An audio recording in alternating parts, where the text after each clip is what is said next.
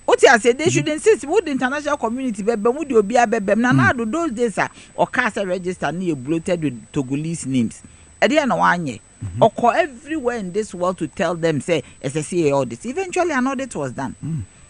It says Senator John Dramani Mahama 2016 did an audit and he lost the election. It's not anything I won't person obey audit, and we are all agreeing, say, oh, or obey corrections. Nipano, and you see, and not let it be a me who yes say, or man casom the baby in 1 week, comes in 2 weeks at their own. But it was almost an hour. Yes, but almost all man casa yemfa audios near dear match. It is because they were Janam and wow. What I say, Obi ye bibi na son and 9 or your pouch or na Janam and or copy you could jina baby more dear obey your pay. So you should have insisted, seeing your insistence on your forensic audit. What am I saying? TB a year near who she cried is okay, it is done. Are you too late? Na say aye too late ya baba ke say nipo lead at the end say afi ye nyebiu no mbeye of the software book no amwa anya audit na the software no be mo audit obeyi ne software say kra wanya bigger stand bibi o mo beye bia e wo sa ballot printing ni mu e ho na connection ni nyina wo ballot printing the last time I say you ko hu ballot papers be stuck somewhere e che kokoshe na wo mo se ho ahwan and she companies no see print limited Axe Commercials, Ghana Publishing Company. One would ni so mo ka ho. O ka ho na toso number 3. Back Press, InnoLink Limited, and Fonstad Limited. And Assembly Press in ka ho. Assembly Ghana Publishing. E ka ho. Yasapu. Na o ye MP no. On MP no. And InnoLink. InnoLink. We should look at the background of everybody our printing side. I mean, this is Ghana we are liberating. If you're Ghana yet now, mass MPP voice for Samba Baka, we are in trouble. Because BB and Koye, meaning a day ben a year Juma with fear a Ghana a CD dollar and yet pound CD and yet BB and Koye. All the parameters no Koye. This one the fundamentals are weak and the exchange rate has exposed them. Bibi anyway koye so yes it me ya adwen se abana ye ba beto no ye to e de amagan anya sa dia we are in big trouble. How do we get out of this quagmire? I mean said ya as akoye ensensen bi amanchire ho ye ntimi ye ho from the okay say na wo pache better na ye ho afrim. You see the biggest opposition party no oso or resources. Or as I say, Utimi taking lead, no. Maybe I'm calling on His Excellency John Dramani Mahama to take the lead, to ensure say he brings people on board on some of the things that will. There are ways we work on not doing a MPP, but there are ways you court people because once you all know so you caught them. Yes, of course. I quite say we war our friend about or person or free says all money BB. But even then, this is themselves. Everybody is now struggling because the economy is not good. In the BB to be also they call your campaign, but he should be able to court people on his side. Also, I say so that. And even on the side of Ghana, or no crowd or more responsible as Sudie Kase, because ne papa and the Kwame Minkah and me papa and me wa fanum ne Gina ho a ball Ghana, a Ghana free MPP for himself. It is so to me who say, or no, what no crown MPP for no one penasem. Yes, fundamentally. Wow. Because ne papa a CPP ni our money Kwame Minkah a coon. A G, and it was a fighter between the UP tradition and the Nkrumah's tradition. So fundamentally, there be as a sankrofo me say omon pemasem. Fundamentally, because of baby I am committed to ensure I don't be medi wo ayi PURC almost every CPP mu say twetwe sika ma ye pam me. Na me am resign them ja omo. Say obi ehun baby CPP gina. Wow. Anything you see, they don't want Nkrumah's name to thrive. So to think it says somebody or no or young Nkrumah antecedent or baba be dear day. Normally, town on obi ntiase, but they hate him. It means so because we hate him, I may so may hate you. But you can't do it on your own. And your ideological differences. Ideological differences in your hatred. They hate him. Wow. MPP for which His Excellency John Dramani, me nya can nya catchna. Look as you can say the way they behave. What am I say? Kakaye. I dey be almost sorry almost say and anke you be for fraud yanke. Ya dey told you onye nipa. hwade the year no 2016 2012 ade a wonye ye kra se waye 2020 niam the year no omama painting a black as if so onye nipa. Why should Nanado insist chen say on hand you over to him? Yeah. But meanwhile, when Atamils beat him only 48, His Excellency Atamils beat him 48,000 votes a pay, he did not argue. Nanado argument in say we're beating him prenu. No be say no so be a meeting in prenu. Woko into where far home. You are on your way out. I say no stop from sharing an opinion. This also shows to say about Baumia ba obeshenechi I continue perpetuating the omo yen. Of course they didn't know the Baumia beside no one farm Alan. I then will manipulate the system no ma Alan elusuye. Ede bendia. I then can Alan yen the same thing 207 Uncle Bedi president. MPP changed the electoral college information because of Nanado. Because Alan nearly beat him and Alan didn't go for a second round in 207. Yeah. In Alan for second round on Ubedi Adia, Sanko Niho. But to be a Mama was also no one yet faithful to the person. And I would decide this over orchestrated system ne ye ne free ho. So to the mature. Intino what him say Alan Bedia de omuntimi nye de omo pe baba umia de so o munipa. Into obey then obaba ba ye omo agenda because Osiba Umia is going to continue the transformation of thievery, transformation of corruption, transformation of a nation in crisis, transformation of a nation that is dead, an economy that is dead. Transformation of Galamsey into say the way Oma transforming nation in negatively no. Baumia is going to continue. On one can wapa is too. Baumia is going to continue. Inti no wan kase Baumia ba be ye na de 70 so omo ti okomo dadae. For Baumia so ono ani vision. And now so oba ba be continue with transformation so which is which. Baumia so kontia eye Akufo-Addo legacy. Ai, wo kwatia den Akufo-Addo so se minya mu. Wow. Me de be show kon upo wumpo. Me nam do buy. So you can imagine the confusion out there. So yen ye kokko mankrofo we power. E be ye problem. Or reconcile the polls ahodo kana. A dear indication a winner. Oh, say polls in the DwaboAse His Excellency John Dramani Mahama never win. But polls are can also say Juma so techly. Polls in His Excellency John Dramani Mahama. Polls be even a fish solutions. But me I wish to send a polls no maybe so a bay runoff. The legal professor ye. Or also say a runoff. I was a bear runoff. But largely no DwaboAse His Excellency. But you see a hard work. A jumadin. Yen fa jumadin. Na yenye den yenji country win. So me that is my dream. Said a friend is saying 7 December, 8 December. Na ya jin country ne frinkofo win. Omu ti bi o ma no say aje ye ban. Omu win 2017. Omu kasa om say e man be mo na mo je man no.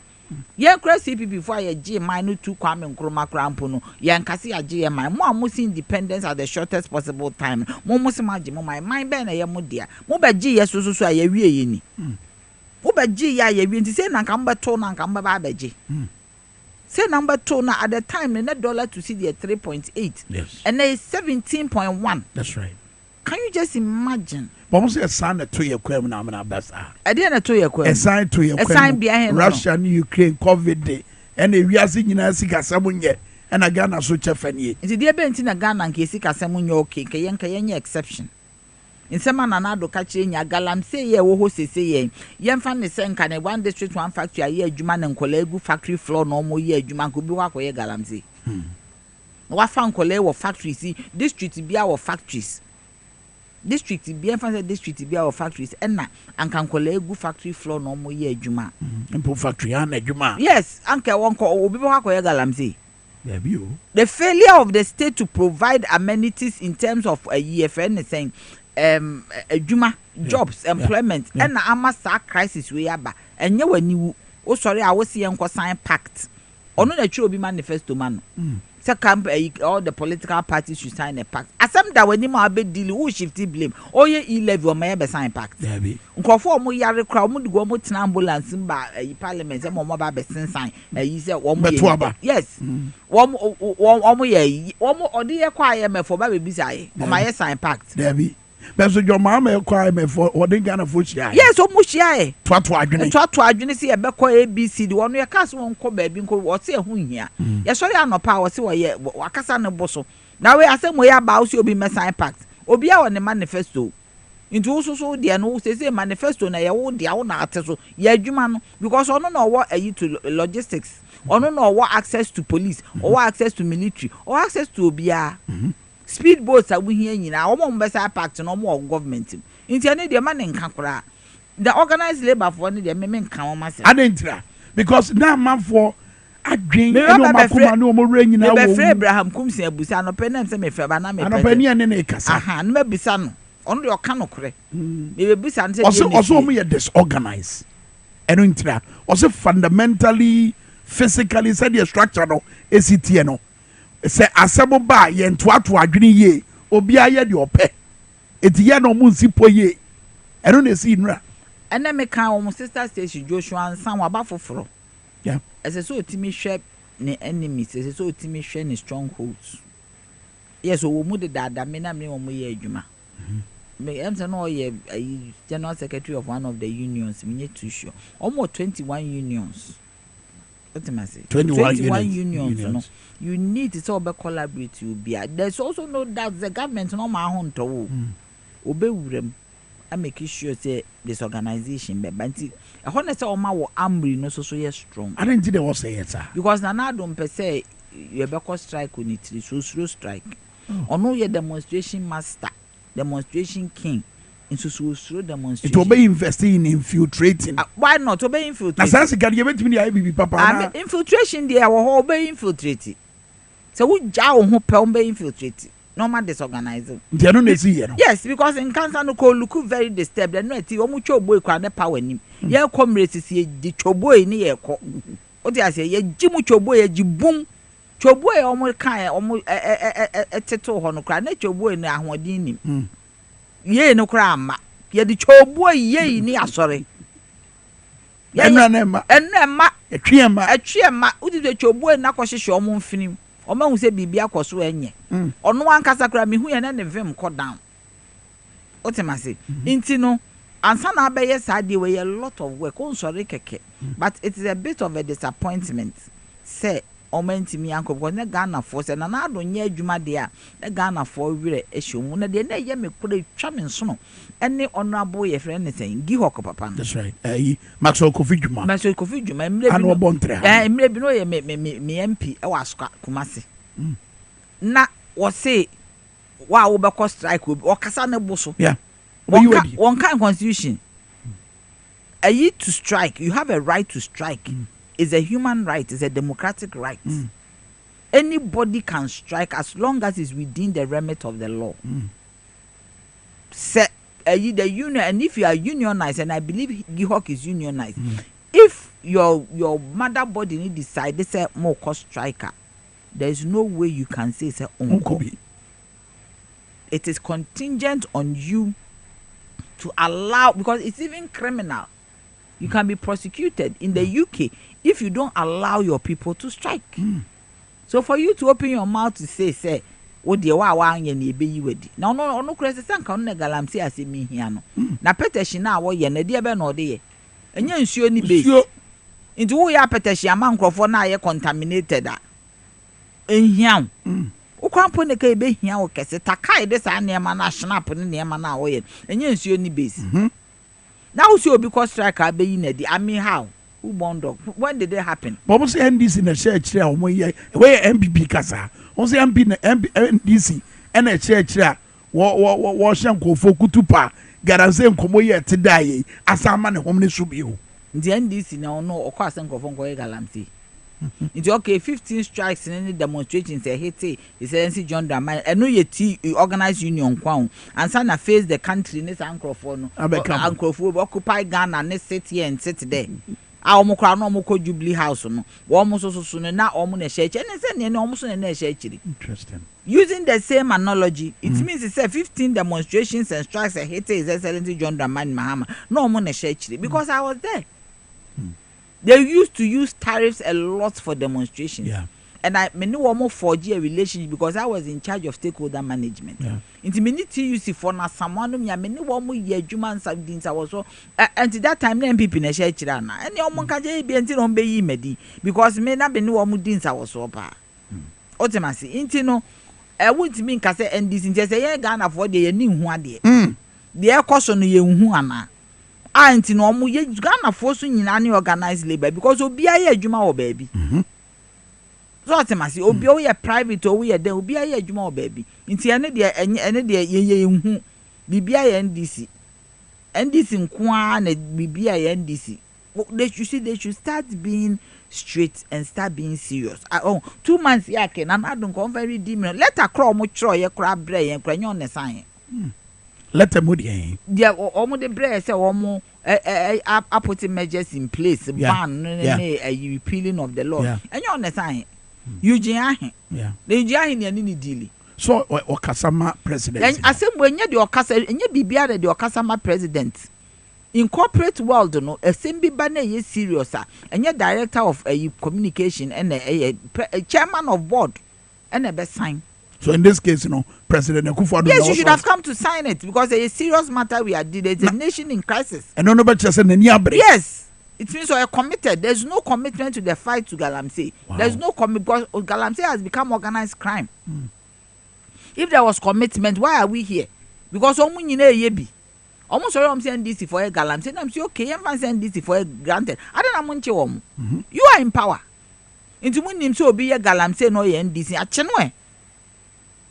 Me say and almost a man can ye my comes me CPP ni man ka ba maka baby I no krenda meka me say I stand with His Excellency John Dramani Mahama today tomorrow or forevermore say oba obema wo ma ya cheche wo no amnesty because truly enye wo ma ya cheche wo no omo na ye in charge me pa chon pese me busa asem gold na wo mu tu no omo keep wo omo de mana omo nton international gold markets. Uko gold suko Dubai, Switzerland, everywhere, UK. One of the gold no. All these countries they don't have gold. Mostly it comes from Africa. Absolutely. It's in wine and a deco. In Crawford, I actually mugu prison. Miserable looking young boys or mope bibi. So who knows the gateway to the international gold market or the free Ghana illegally or the co-free Ghana illegally or the Befa port? Or the befa a seaport, of course, airport, road. Into why a more coin. In Cofona Moto Mudi, Cromunti Minchon, and I do so a free SHS so in Colleen in Egugalam says I do free SHS now and as one for one. I saw a man for so. Uti vet now was why I know that the Baumiako be a T vet hub said as one for one thing. Because I saw a ban for Swank and Colano Gugalam says, almost we square Juma Cromun ye bin yet. And I found. Obi kare ho sem bi kire mo sini nuanum tu omo kọ site ho aba omo kọ baye no o nse omo yusu sign ad ne mercury omo ahokro omo nse yinom de betu fufu omo kom de omo omo ha e wa enfa wo se amenfi em say amenfi is wow wo se omo everything pain ta omo wu wọ́n ní sá wà ọ̀húrò ní sá yie ọ̀húrò bá wà ebi ọ̀dì nsuo bi ọ̀húrò kẹ̀kẹ́. Come de no. Yes, that is the danger. Abaning. So this is somebody's experience. Wow. No, make a danger no. Why doesn't it the pictures I hear you won? Insure a brim river 2016-20 our buy and then who difference and then who they are now. Nanado cry expected Nanado to take an aerial view of the Ghana. Says I near Castle Nanado at helicopter and Nantia shed the echoes only. They said you may be sure you won't cry. Yes, not Rollins helicopter or call Rollins got you see from one or to Tunsiun. Your fan is on the so genuine one more than Nanado intimate strength and would your aerial view know what is going on. Because so told them when him there cause Tottenham Hotspurs. But what's here Bernard Osu our chairman Matthews and Namini didn't come about jive for the balls no quiet. When him the entire ebi so ahoma no na e die ramodi I don't know. but what one year din komo no odan bibia di say aban ne hye ne bia waka omaji atum so mo hwe se bibi be firim aba no ebi ne mmara na omo ahye a omo san abasa ebesa kremu se me enko forest reserve na omo ba be ye nsisan ho e na fe nso aban na dan na di say omo di asrafo be kɔ galamsey site ho no mo kwa TUC for no meka omo ho no mo go said ye no ma be si akɔ afa aban ne so obete ba so nkuo what the TUC for no meka ho said be bibia be frenchim enu nti no mo say omo hwɛ for which reason omo call off strike no eto asumu omo ka so omo state of emergency aban ne ye that was the key thing na no mo hwehwɛ nsɛm a wo mo keka nyina ya de da ho de bi aban so obeye but argument to Bernard raising is say omo bi say state of emergency ni mo no omo say wan hwɛ to me bi ba be di mampanyin nsa aka kakra bi a ye de kɔto aba no what the baby bi ye emfa kwa mu state of emergency you just put aside your constitution kakra bi our limitations but there could be an abuse. Who will abuse it? No, you see, the only thing in state of emergency is say near me bo ho asen ke bia nyame fasa ama utimi kill you can shoot to kill. Yes. When you see them on this, I say in mra wo so ochina na dey go through competent jurisdiction. So them say I say so utimi tutuo anyhow, not to kill but maybe even to scatter. And it won't mean yes because you have to account for every bullet in your armory. That's right. So these are some of the measures I don't believe so much. Okay, TUC into official munti time workers open state of emergency, no any investigation. Or sorry, I was open state of emergency. One shim. What you say we be done? One shim. Oh sorry, I was open state of emergency. Young connoisseur. That's all Timmy shim. I dear wash channel. That's all Timmy shim. I dear TUC sue a government idea to me. Apart from loan. Okay, also money na be co patrol. Some go for me a confidence tricksters. Obo co patrol be ko no bi ani ho. Mo be da ho. And we are talking about armed and conform here. Or money to you for be ko no. Omo be da ho ana ti use for no be da ho. Well. When him armed the form do omo ko. Ti use for no be da nti no call rounds na who so bi ani ho. I see your government is fighting and I don't know what are them. They cause unim. They cause unim. But you see, this is just a sign of a failed state, of a failed government. So in desperation, no, in Kolani is going there because Sikawo. Yeah. And we should also remember, say good year na chef from no, and wo. Yeah. Esa. Yeah. Inti si jane de bia ni etu the bedroom e chirima entimi enjoy. And enkwara ya wo come once seven so. Omo bu asase efu o omo say o manu aduane ene e pese e gifu that is the point. Look at this, but that is not right. E didn't no be feel say illegal mining na nanu aduane because oni adwuma. Inti nka mo instead say mo de mbegu prison no mo chi wo mo na nka mo factories amode wo mo gum and I even cross some detention centers to rehabilitate because akoye is a drug rehabilitation. Into finding co-prison, you should have a rehabilitation center to rehabilitate them and conscientize their mind. Say, the risk of but the risk of dying also. Oh yeah, Juma mobile, we are this kind of nipakon. No, conscientize them, but you should have a ready job for them to do. I will inside at the end of the day, maybe grandpa, who in the crave free area, who had no kumasi, and how do not bank crime. Who did not enlighten the environment? That's right. And it's a one kwa Nigalam say for Nibi who knows a question why I come say. And I did not push TV to num, but woman is stipend to be a man as of with the hope. Because we make a chair or knows because the people who are dying there, no more humanity, but because of desperation near community, no, and for your day, almost a baby and then me was small girl at a Galamsey site, which is a very dangerous situation. You know, I am saying the government is not committed. A bit more jai school call. Yes, because you can. If the systems were working, Abroche will be to me. America, one more Texas, they have an oil field. Yeah. Fast. Obian fan is kind because in Brazil yen 2 years. But yen because of yen penny for near to no. In Colano Suko, Ombako akutu. Embacho champagne ne mechanizer near more muye. Did that densio? Did densio so kola no mo scared it all. Minjindi. Yes, sorry, I say Chinese. One and my Chinese in visa no de bagana. Ghana's ambassador to China see and then kasa. A then and conform bagan no more basso so a then no more room. How did they enter? Na necessary me tiewa. Na me for some na sem here. Necessary galamsey kono. Enya de kitikiti bia ye de ani kire baabi ba ko. There be a man at them ye jemu tatan where jemu because of greed. Wow. Because you can say any better a party. And it's also linked to the monetization of politics. So that make me say, it's essentially John Dramani Mohammed so on frobia, but a true baby, who frobia is all money TNT. Ebi so I know ni bi. So the monetization of politics, this time the politics now yeah no, and your commitment is here papa nom dear no. Omu jina ho ye policies o mo musika me kai those days me so me papa me yi na afre bibi antipa. Na or pharmacy shop antipa box. Ye so sika ye hwegu ayi efe ne sen ebro bottom. Ye bro bottom ni achechire na CPP fo jina ho obeji akọ. Wow. Yes.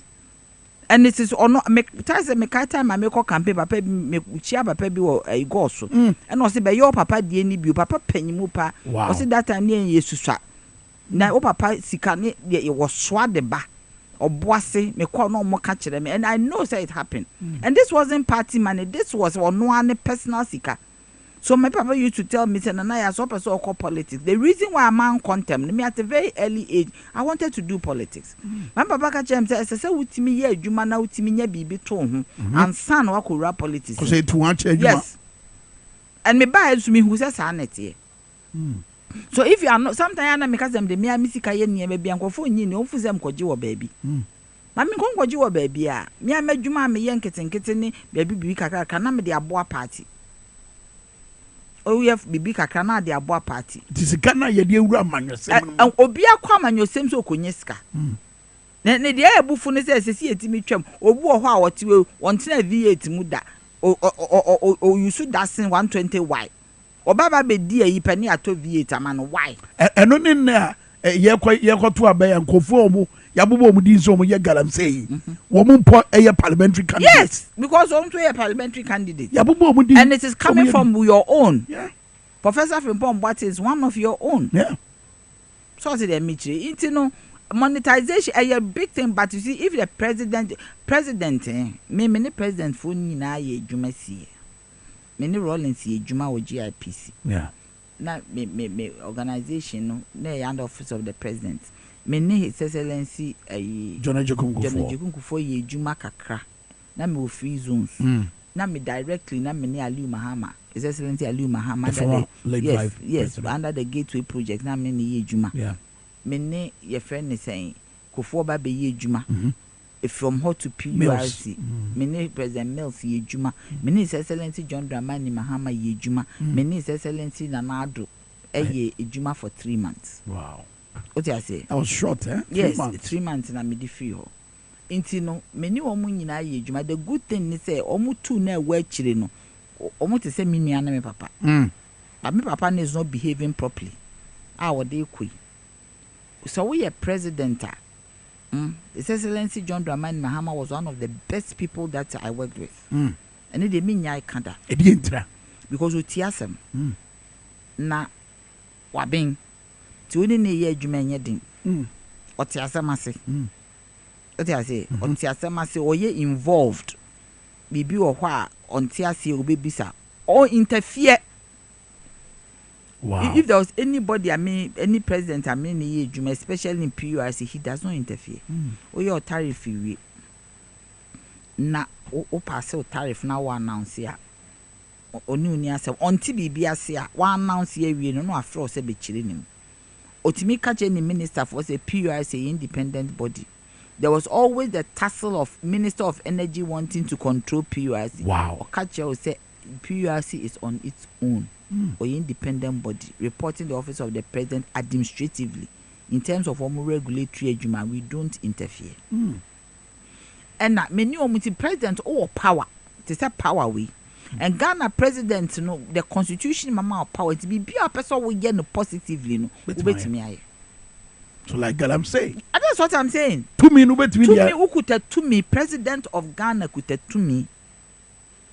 e vote ma wa ukuta tumi anya nto ato ayi there be nti se na na do truly so opese anko of fight galamsey a obetimi a fight any president John Dramani Mahama started it me remfida obafo from 2012 2013 he started it but at somewhere along the line but we should also not forget about when the fight is going on we should also not forget about your friend is saying we should also not forget about the community any ahemfo because I remember say sometimes ahemfo no need the community also get involved say as if say this care bro but they don't look at the hazards and the number 2 no me say Fati honorable Fati Abubakar yeah Fati me pese anka ne vance bi a wode aba no wodi ko enkurase ni ko yi video of the hazards of galamsey ebeboa yes yenye education po ma o the amanfo ne ntiase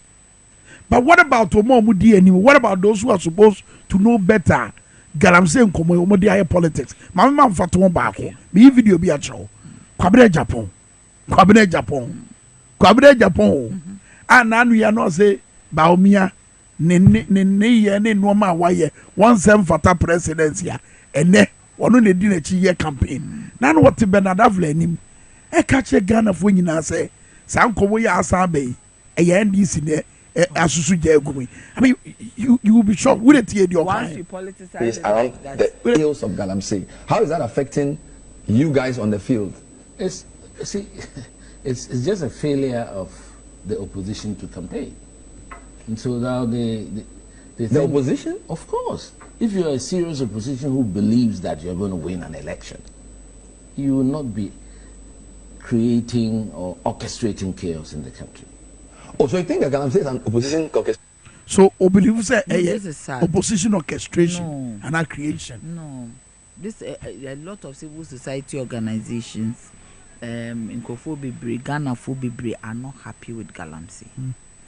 You see, so at the point I'm seeing education, if we are able to catch the mind of the people in the community, say we're dangerous, and they come on board, that the fight is won.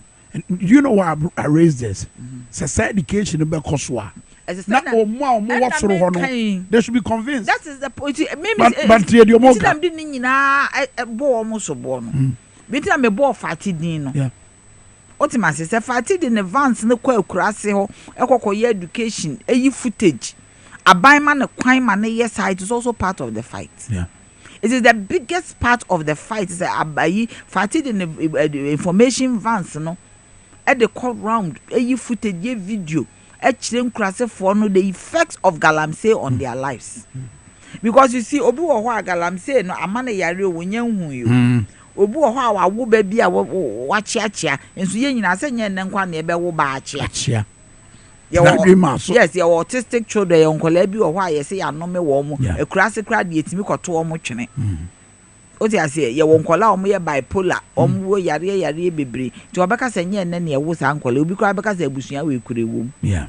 But if you're able to show people on dialysis machines, Galamsey, you look at and say dialysis and send by you have to know somebody close by and have the effect of kidney disease. You won't be decrampono, as I say, you're careful. Ensure more benum, as I say, you're careful. Treatment or more beko as I say utria. I have friends that almost go through that. Now book for answer and fast ama a binume free, a binumo party more go through. Many women working closely, a be an for 4 ma. Do you get me? Be all manner of people. All because of near year cause you intino. Say ye video chill the impact and what mercury. They should put mercury on liver. What I say? Raw a meat liver, a liver inside and near for mercury musu near video. Wow. For people to see what will happen. Yama ojan enter free mercury. Near any video. Near channel yem and the ABC. This will be picturing views. Uncle Phobe to me who say at the end say na yo. You think they will not run away? Yet you come on easy na answer na you have sorry so what's the matter? We be chat one come on ya bowling na ne nia winya obeka dia che Ghana for sabraka enabe dunum aye kwa koto aba Ghana me pese me ka che Ghana for nyina sa back to aye tui e peaceful e see e man e peaceful but e see e strict e see e timi nyina ye gina polling station ho ne ye ni ehwem now you polling agent for any party aya fawa apart from the MPP a money na ho what you say wo sign power that's right e see e timi eje ye power no back because wo hwe directive principles of state policy in the Constitution of Ghana.